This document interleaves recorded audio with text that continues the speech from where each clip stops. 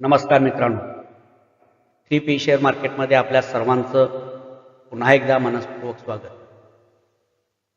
मित्रांनो, आजपासून आपल्या खऱ्या शेअर मार्केटमधील शिक्षणाला सुरुवात करतो. शेअर मार्केटमध्ये बिगिनर लोकांच्यासाठी या क्षेत्रामध्ये त्यांनी सुरुवात कशी करावी, कुठून सुरुवात करावी, कोणकोणत्या स्टेप्स आपण फॉलो केल्या पाहिजे, या सर्वाची माहिती तुम्हाला याच्यामध्ये मिळेल. कारण बऱ्याच वेळेला काय होतं मित्रांनो,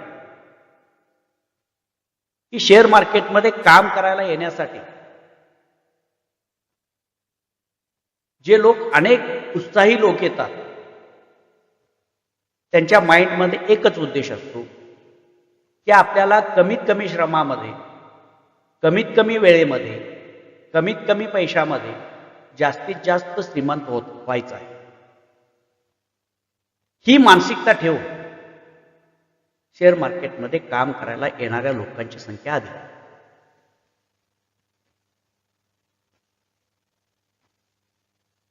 पण आपल्या सर्वांना मित्रांनो, माझी एक मित्रत्वाचा सल्ला म्हणून मी सांगेन की आपण थोडं न्यूट्रल होऊया. यापूर्वी तुम्ही शेअर मार्केटमध्ये किती वर्ष काम करता आहात, आपला एक्सपिरियन्स किती वर्षाचा आहे, हे थोडंसं आपण बाजूला ठेवू आणि एक महिनाभराच्या, दीड महिन्याच्या कालावधीमध्ये आपण शून्यातून सुरुवात करू.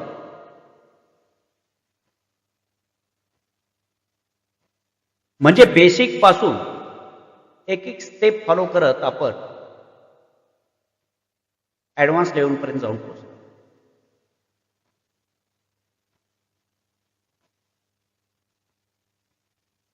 या संपूर्ण कोर्सच्या कालावधीमध्ये एक एक परफेक्ट स्टेप तुम्हाला सांगितले. आपला प्रवास सुरू कुठून करायचा, कोणत्या कोणत्या स्टेपवरनं आपण पुढे जायचं आहे, त्या प्रत्येक स्टेपची माहिती तुम्हाला देतो. कारण बऱ्याच वेळेला असं होतं की युट्यूबवरचे 4-2 व्हिडिओ बघून, 4-2 कॅन्डल्स आपल्याला समजल्या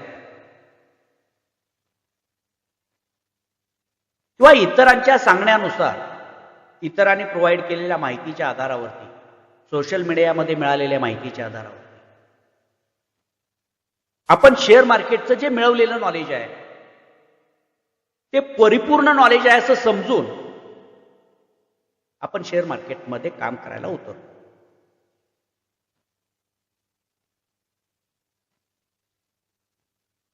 तर मित्रांनो, अशा पद्धतीनं तोकड्या नॉलेजच्या आधारे जर तुम्ही शेअर मार्केटमध्ये काम करण्यासाठी उतरला तर असंख्य अडथळ्यांना तुम्हाला सामोरं जावं लागेल.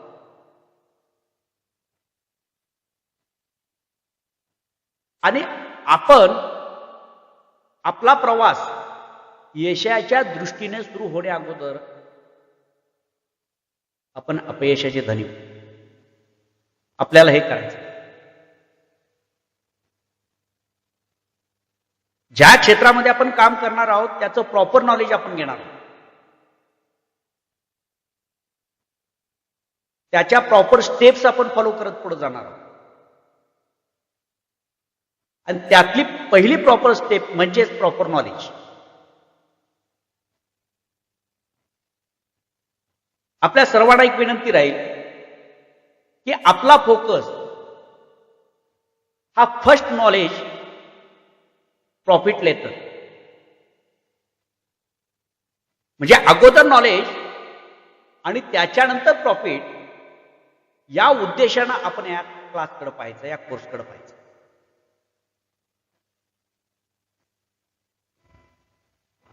आपलं ठरतं कसं, आधी प्रॉफिट आणि मग नॉलेज. पण मित्रांनो असं घडत नाही.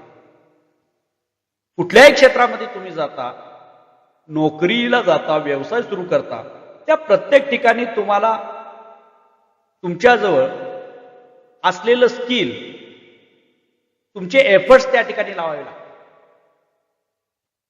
तुमच्याजवळ असलेल्या नॉलेजचा त्या ठिकाणी वापर करावा लागतो. त्यावेळेला त्या ठिकाणी असलेला सक्सेस तुम्हाला मिळतो. मग शेअर मार्केट याला अपवाद कसा असेल?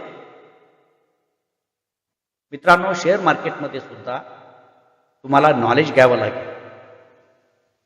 या ठिकाणी तुम्हाला कष्ट करावे लागतील. या ठिकाणी तुम्हाला शिस्त पाळावी लागेल. या ठिकाणी तुम्हाला तुमचं स्किल पणाला लावावं लागेल. म्हणजे तुम्हाला स्किल डेव्हलप करावं लागेल. त्याच वेळेला या ठिकाणी तुम्हाला सुद्धा सक्सेस मिळेल. त्यामुळे ते स्किल, ते नॉलेज आपल्या जवळ निर्माण करायचा प्रयत्न आपण पहिला केला. ही पहिली सुरुवात, पहिली स्टेप. म्हणजेच प्रॉपर नॉलेज आपल्याला या शेअर मार्केट, म्हणजे ज्या क्षेत्रामध्ये आपण काम करणार आहोत त्या क्षेत्राची संपूर्ण डिटेल माहिती ही आपल्याला असली पाहिजे. आता सेकंड पायरी म्हणजे शेअर मार्केट समजून घेतलं आपण. त्याच्यानंतर ज्या वेळेला प्रत्यक्ष शेअर मार्केटमध्ये आपण खरेदी करण्यासाठी उतरतो, ज्या कंपन्यांच्या शेअर्समध्ये आपण खरेदी विक्री करणार आहोत त्या कंपन्यांची माहिती आपल्याला मिळवता येईल.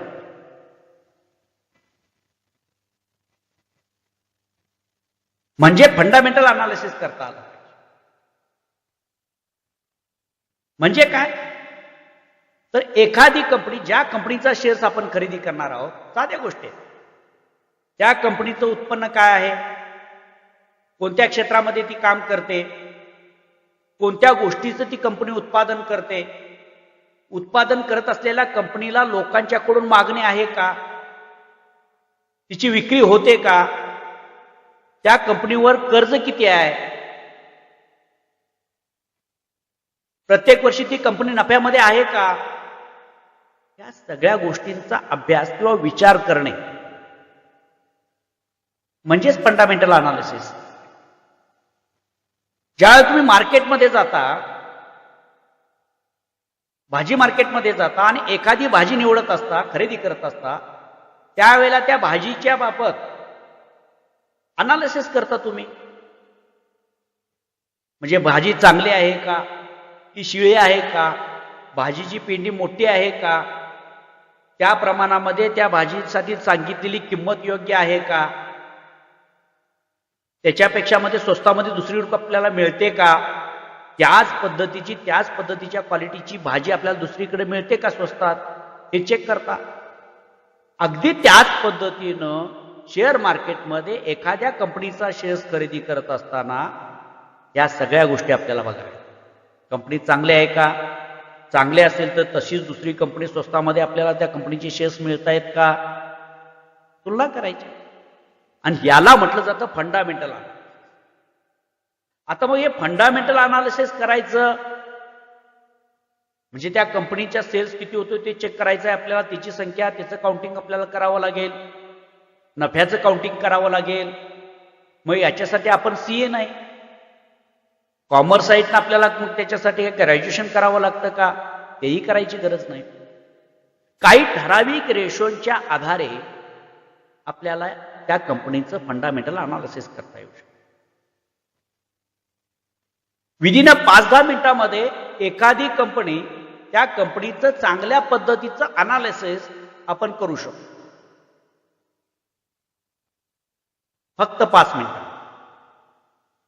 मग त्याच्यासाठी जी स्टेप्स आहेत, त्याच्यासाठी ज्या स्टेप्स आपल्याला फॉलो करायच्या आहेत, त्या सगळ्या स्टेप्स आपल्या माइंडमध्ये बसल्या पाहिजे. आणि एकदा त्या कॅटेगरीमधून त्या कंपनीला आपण बाहेर काढलं की ती कंपनी मग खरेदी करण्या योग्य आहे की नाही हे आपल्याला विदिन 5 मिनिटांमध्ये समजते. त्या प्रोसेसमध्ये आपल्याला बाहेर काढता आलं पाहिजे आणि ती सवय आपल्याला लागली पाहिजे. खरेदी करण्या अगोदर त्या कंपनीला त्या फिल्टरमधून आपल्याला बाहेर काढायचं आहे आणि मग ती कंपनी योग्य की अयोग्य ठरवून मग आपण निर्णय घ्यायचा. हे फंडामेंटल अनालिसिस आपल्याला जमायला लागतं दुसऱ्या स्टेपवरती. म्हणजे चांगल्या कंपन्या आपण निवडायला शिकलो. त्या कंपन्या आपल्याला निवडता येतात का नाही याची कसोटी झाली पाहिजे. त्या कंपन्या आपल्याला निवडता आल्या पाहिजे. त्या निवड ही सेकंड पायरी. आता ज्यावेळेला आपल्याला कंपन्या निवडायला आल्या म्हणजे चांगल्या वाईट कंपन्या आपण समजू शकायला लागलो. कोणती कंपनी चांगली आहे, कोणती कंपनी वाईट आहे, कोणत्या कंपनीच्या शेअर्समध्ये वाढ होऊ शकते, कोणती कंपनी आता नफा मिळवा लागलेली आहे, कोणत्या कंपनीला आता भविष्यामध्ये त्या कंपनीला मोठ्या प्रमाणामध्ये ऑर्डर्स मिळणार आहेत, म्हणजे फ्युचरमध्ये संधी आहे. ह्या सगळ्या गोष्टी आपल्याला समजायला लागल्या, ओळखायला लागल्या. त्या दृष्टीने कंपनीची निवड करता यायला म्हणजे फंडामेंटल आपल्याला करायला लागले. म्हणजे कंपनीच्या चांगल्या वाईटाचं अनालिसिस आपल्याला करता यायला.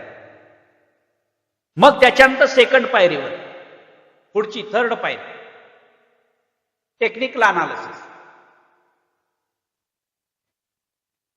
मग टेक्निकल अनालिसिस मध्ये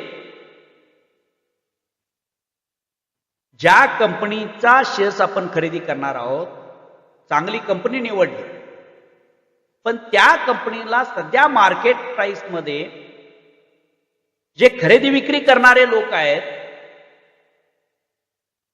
ते काय करतायत. म्हणजे सेल करायला लागलेत, बाय करायला लागलेत, काय बाय आणि सेल करण्यामध्ये इंटरेस्ट त्यांचा नाहीये. हे समजण्यासाठी आपल्याला टेक्निकल अनालिसिसचा आधार घ्या. जी खरेदी विक्री मार्केटमध्ये चालू झालेली असते शेअर्सची, बायर सेलर ज्या ऍक्टिव्हिटी करत असतात ते सगळं चित्राच्या माध्यमातून आपल्याला समजून घ्यायचं. आणि शेअर मार्केटमध्ये हे चित्र कॅन्डलच्या स्वरूपामध्ये, म्हणजे एक कॅन्डल ज्या वेळेला आपण चार्टवरची बघतो ती कॅन्डल्स आपल्याला काहीतरी सांगत असते. प्रत्येक कॅन्डल काही ना काही तुमच्याशी बोलत असते. त्या कॅन्डलची भाषा तुम्हाला ओळखता. अनेक कॅन्डल्स मिळून तुम्हाला काहीतरी सांगतात. त्या अनेक कॅन्डल्स तुम्हाला काय सांगतायत त्यांची भाषा तुम्हाला ओळखता. प्रत्येक कॅन्डलला काहीतरी एक मिनिंग आहे, ते मिनिंग ओळखतात. अनेक कॅन्डल्स चार्टवरती उमटतात, त्या चार्टची काही पॅटर्न तयार होतात आणि ते पॅटर्न म्हणजे असंख्य कॅन्डल्स मिळून तुम्हाला काहीतरी सांगतात. ती भाषा तुम्हाला समजतात. म्हणजे प्रत्यक्ष मार्केटमधला बायर तुम्हाला सांगायला येत नाही किंवा प्रत्यक्ष मार्केटमधला सेलर मी इथं विकणार आहे किंवा या प्राइसला विकायसाठी उपलब्ध आहे हे सांगायला येत नाही. तर मार्केटमध्ये बायर आणि सेलर हे दोघे काय करायला लागलेत की ती कॅन्डल सांगत असते. कुणाचं वर्चस्व आहे, कुणाची ताकद आहे, कोण जास्त प्रमाणामध्ये तिथं अवेलेबल आहेत हे सांगण्याचं काम ती कॅन्डल्स करतात. ती कॅन्डल्स आपल्याला समजून घेतात. त्याच्यानंतर सपोर्ट, रेजिस्टन्स ह्या ज्या टेक्निकल गोष्टी आहेत त्या टेक्निकल गोष्टी आपल्याला अधिक बारकाव्याशी समजता आल्या. कारण याच्या माध्यमातूनच बायर आणि सेलरांची मानसिकता आपण ओळखून त्याप्रमाणे आपण शेअर मार्केटमध्ये शेअर्स खरेदी करण्याचा किंवा विक्री करण्याचा निर्णय घेणार. आपण मार्क केलेले सपोर्ट, तुम्हाला सपोर्ट कसे मार्क करायचे समजलं. थेरॉटिकली सगळ्या गोष्टी तुम्हाला समजल्या, पण तुम्ही मार्क केलेले सपोर्ट, तुम्ही मार्क केलेले रेजिस्टन्स हे योग्य ठिकाणी तुम्हाला मार्क करता येतात का याची पडताळणी झाली.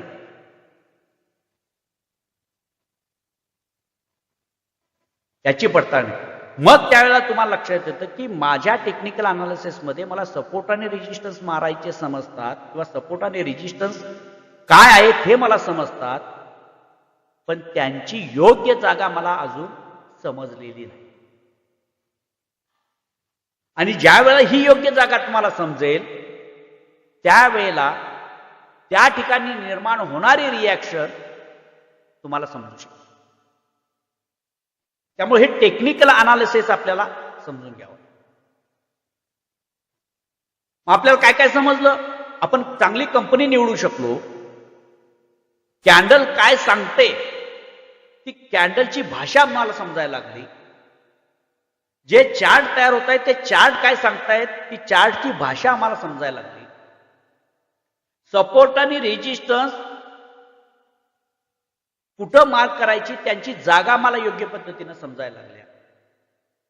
म्हणजे आपल्याला टेक्निकल अनालिसिस जमायला. दोन गोष्टी जमल्या म्हणजे फंडामेंटल कंपनी चांगली ओळखता आली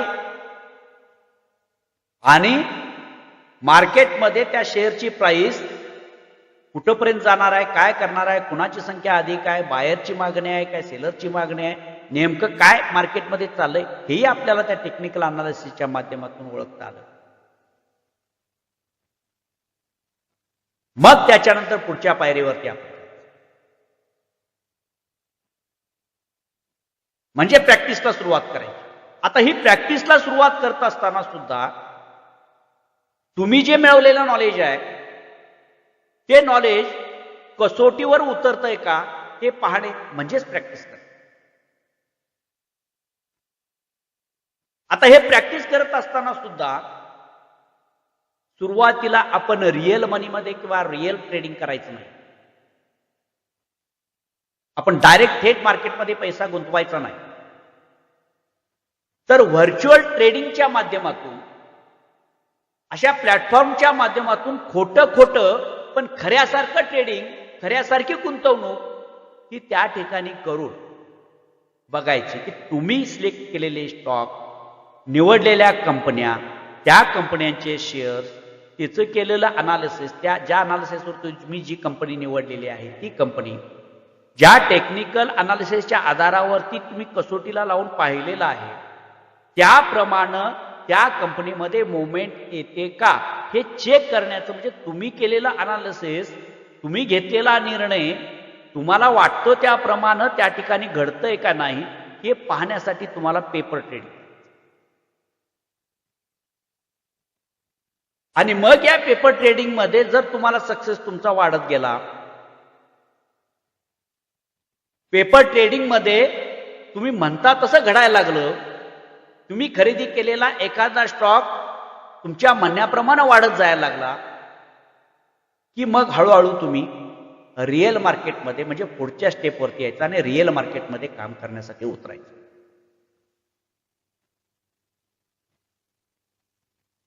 आता ज्यावेळेला प्रत्यक्ष रिअल मनी घेऊन मार्केटमध्ये काम करण्यासाठी उतरता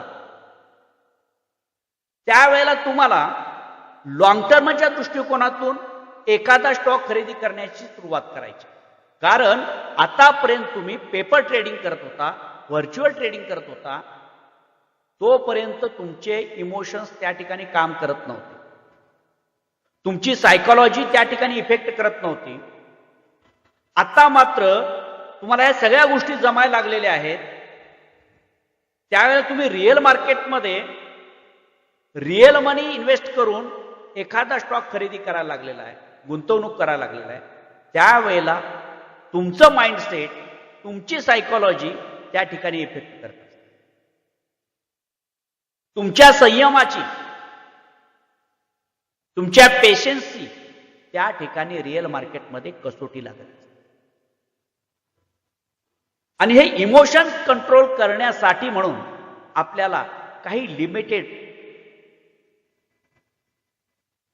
कमीत कमी पैशामध्ये त्या कंपनीमध्ये इन्व्हेस्टमेंट, आणि हे इमोशन कंट्रोल करण्यासाठी आपल्याला लागणारा वेळ हा जास्त घ्यायचा आहे. म्हणजेच लॉंग टर्म साठी एखादा स्टॉक आपण निवडायचा. आपली सुरुवात कुठून व्हायची आहे? जी गुंतवणूक आपण करणार आहोत रिअल मार्केटमध्ये आपण सुरुवात करणार आहोत, त्या ठिकाणी कमीत कमी पैसा लावून लॉंग टर्मसाठी ती इन्व्हेस्टमेंट करायची किंवा त्या कंपनीचा स्टॉक आपण निवडायचा. याच्यामध्ये झालेल्या चढ उतारांचा तुमच्या सायकोलॉजीवरती, तुमच्या पेशन्सवरती इतका प्रभाव टाकत नाही, कारण तुमच्याजवळ वेळ आहे.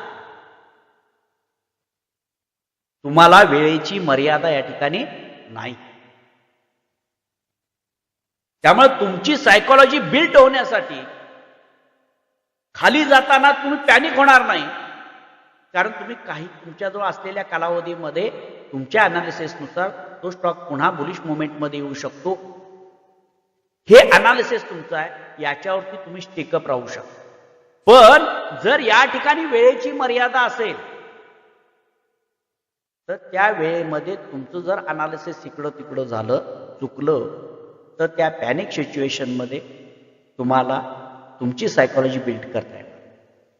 आणि म्हणून सुरुवात करताना लॉंग टर्मच्या दृष्टिकोनातून सुरुवात करायची. म्हणजे तुमची कसोटी, तुम्ही निवडलेला स्टॉक, टेक्निकल अनालिसिस आणि तुमची सायकोलॉजी यांची कसोटी या ठिकाणी पडताळून पाहण्यासाठी तुम्हाला अधिकचा वेळ. या ठिकाणी तुम्ही सक्सेस झालात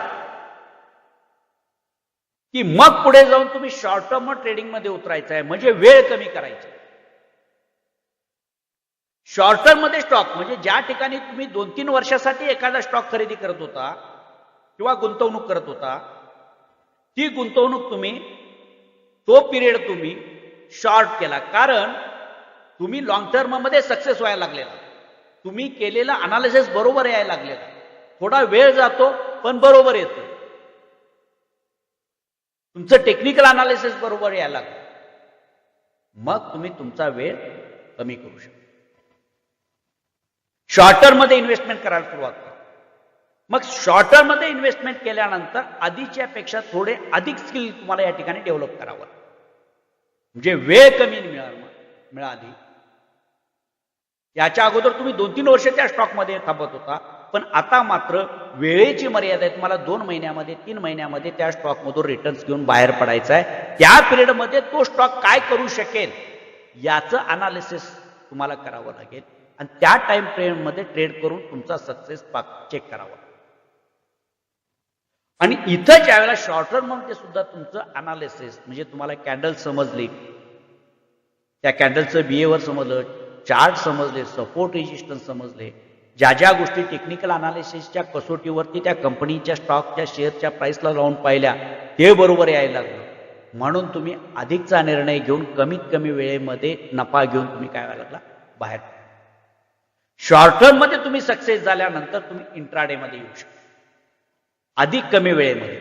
आता या कमी वेळेमध्ये काय करावं लागेल, दिवसभराच्या कालावधीमध्ये तुम्हाला कमीत कमी वेळेमध्ये एखाद्या स्टॉकची मुवमेंट कॅप्चर करून त्या मुवमेंटनुसार तुम्ही केलेल्या अनालिसिसनुसार त्या दिवसभराच्या कालावधीमध्ये त्या स्टॉकमध्ये मुवमेंट घडली पाहिजे.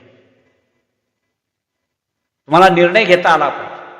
म्हणजे खरेदी करताना सुद्धा तुम्हाला क्विकमध्ये डिसिजन घ्यावा लागतो आणि त्याच्यानंतर त्या स्टॉकमधून प्रॉफिट घेऊन बाहेर पडण्यासाठी सुद्धा तुम्हाला खूप कमी वेळ असतो. याच्यामध्ये निर्णय घेण्यामध्ये मागं पुढं झालं की तुमचा ट्रेड चुकू शकतो. मग या दिवसभराच्या कालावधीमध्ये एखादा स्टॉक कॅशमध्ये घेऊन काम करायला लागला, तुम्हाला लिव्हरेज त्या ठिकाणी मिळतं, त्या लिव्हरेजचा वापर करायला शिकला आणि इंट्राडेमध्ये तुम्हाला स्टॉकमध्ये ट्रेडिंग यायला लागलं की मग तिथून पुढे तुम्ही एक पुढच्या स्टेपवरती जाता फ्युचरमध्ये. म्हणजे हा हेवी क्वांटिटीमध्ये तुम्ही बाय करण्यासाठी फ्युचरचा वापर, फ्युचरमध्ये ट्रेडिंग करू.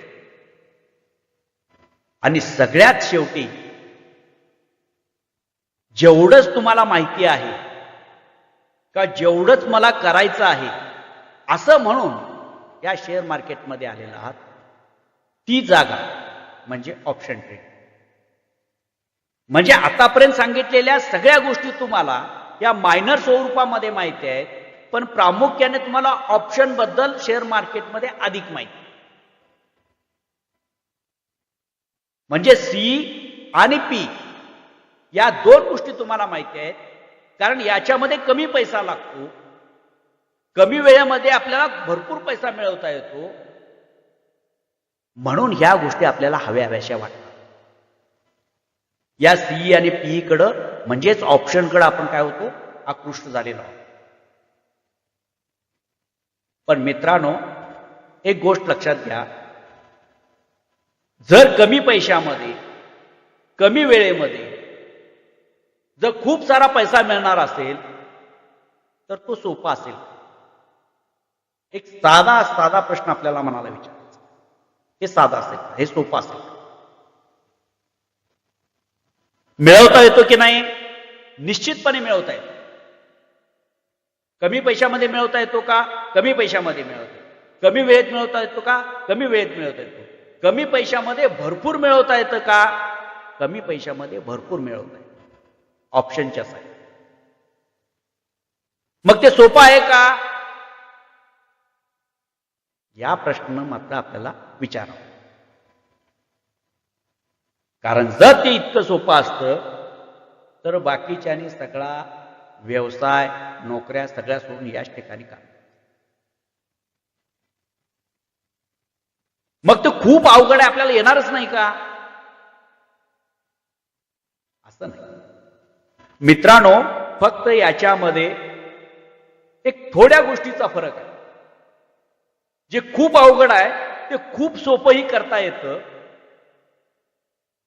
पण त्यांच्यासाठी तुम्हाला प्रॉपर वेनं आता ज्या तुम्हाला सांगितलेल्या स्टेप आहेत या स्टेप फॉलो करत यायचं. आणि ज्या वेळेला तुम्ही डायरेक्ट ऑप्शनमध्ये काम करण्यासाठी उतरणार आहात, ज्या ठिकाणी स्किलची गरज आहे, ज्या ठिकाणी निर्णय क्षमतेची गरज आहे, ज्या ठिकाणी तुमच्या संयमाची गरज आहे, ज्या ठिकाणी तुमच्या पेशन्सची गरज आहे, ज्या गोष्टीवरती तुमची सायकोलॉजी प्रभाव टाकत असते,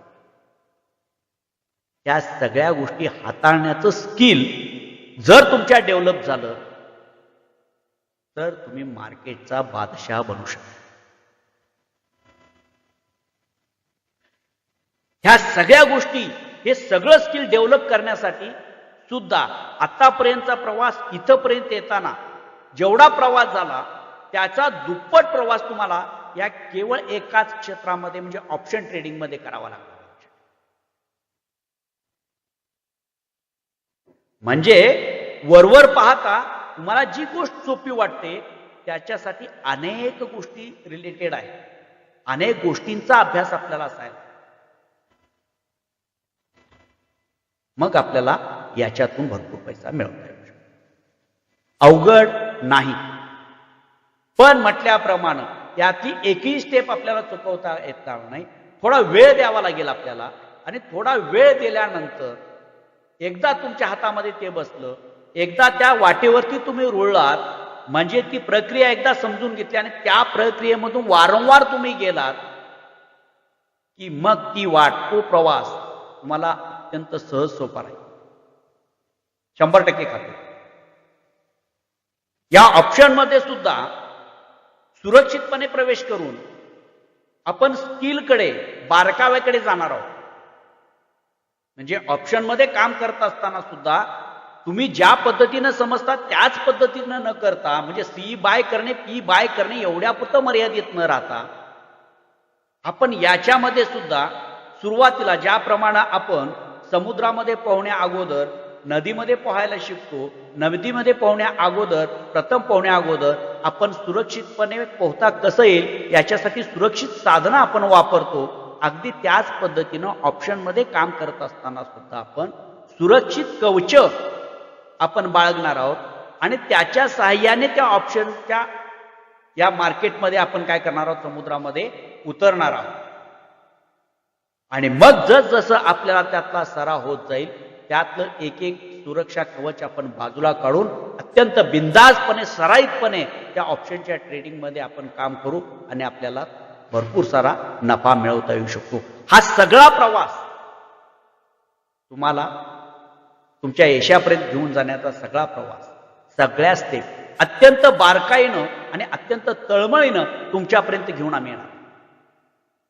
फक्त तेवढे एफर्ट्स तुम्ही लावले पाहिजेत आणि बेडूक उड्या न मारता एक एक स्टेप चुकून दुसऱ्या स्टेपवर जाणं, दुसरी स्टेपवरती गेल्यानंतर तिसरी स्टेप चुकवणं, चौथ्या स्टेपवरती जाणं, अशा पद्धतीच्या स्टेप गहाळ करून जर तुम्ही त्या उद्दिष्टापर्यंत पोहोचणार असाल तर तिथपर्यंत तुम्ही पोहोचू शकत नाही. ही काळ्या दगडावरची रेषा. शेअर मार्केट म्हणजे जादूची कांडी नाही की फिरवली हवेत आणि आपल्याला हवी ती वस्तू मिळवता आली, असं होत नाही. हे शास्त्रशुद्ध व्यवसाय आहे आणि त्या शास्त्रशुद्ध व्यवसायाला शास्त्रीय पद्धतीनंच आपण समजून घ्यायचं आहे आणि ते संपूर्ण समजावून देण्याची जबाबदारी आमची राहील. फक्त त्या स्टेप तुम्ही फॉलो करत चला. 1-2 वर्षाच्या कालावधीमध्ये तुम्ही जितक्या सराईतपणे याच्यामध्ये काम करू शकाल त्याची गॅरंटी आम्ही या क्लासच्या माध्यमातून तुम्हाला निश्चितपणे देतो. आजचा क्लास ही आपली मानसिकता तयार करण्याच्या दृष्टिकोनातून आम्ही हा क्लास आज घेतला आणि निश्चितपणे याच पद्धतीने आपला प्रवास तुम्ही सुरू करावा. इथून पुढच्या प्रत्येक क्लासमध्ये तुम्हाला या सगळ्या गोष्टी बारकाव्यानिशी सांगितल्या जातील. त्यातले बारकावे टिपत चला, नोटबुक आपल्या जवळ बाळगत चला, त्याच्यावरती पॉईंट्स काढत चला आणि हे सगळे विषय अधिक गांभीर्यानं समजून घ्या. ज्या गोष्टीसाठी आपण पैसे मोजलेत त्याचा पुरेपूर आपल्याला उपयोग करता आला पाहिजे. पुरेपूर नॉलेज तेवढं आपल्याला घेता आलं पाहिजे. या दृष्टिकोनातून आपण प्रयत्न करायचे आहेत. आजचं आपण इथं थोडं थांबूया. धन्यवाद.